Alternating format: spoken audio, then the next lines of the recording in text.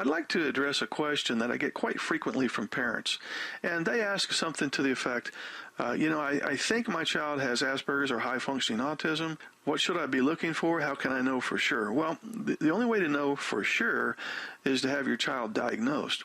But there are some red flags, in other words, some indicators that would suggest that you would need to have a diagnosis. So I'm going to throw out a few questions here.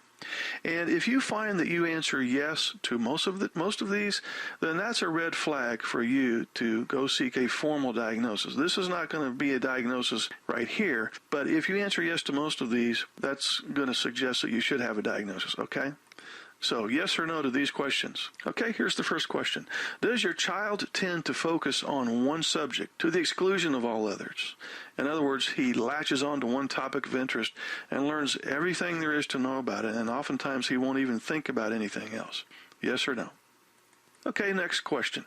Does your child have difficulty interacting socially, particularly when it comes to nonverbal communication? In other words, does he seem to have difficulty picking up cues in other people's body language, vocal inflection, and so on? Yes or no?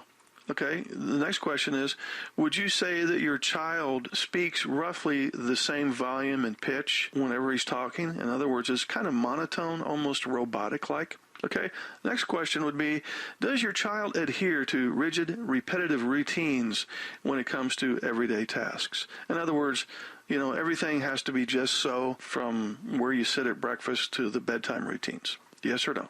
Okay, next question. Would you say that your child tends to be somewhat clumsy? And this is a motor skills question here. With motor skills, I'm referring to climbing, jumping, handwriting, anything that requires some physical dexterity.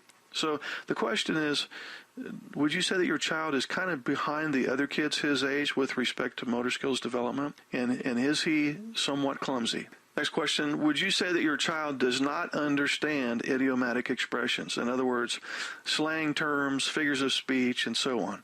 Another way to ask this question would be, does your child seem to take everything literally? Next question, would you say that your child prefers to play by himself rather than with others? Not necessarily 100% of the time, but usually he's over there by himself, perfectly enjoying his own company. And the last question is, are there any cases of Asperger's in your family history? Father, grandfather, cousins, aunts, uncles, and so on. Now, if you answered yes to most of those, it's definitely a red flag to consider seeking a formal diagnosis. A child and adolescent psychiatrist can do a diagnosis. Psychologists can do a diagnosis. So I'm sure that they will be able to turn you on to somebody who will go through the formal diagnostic process. So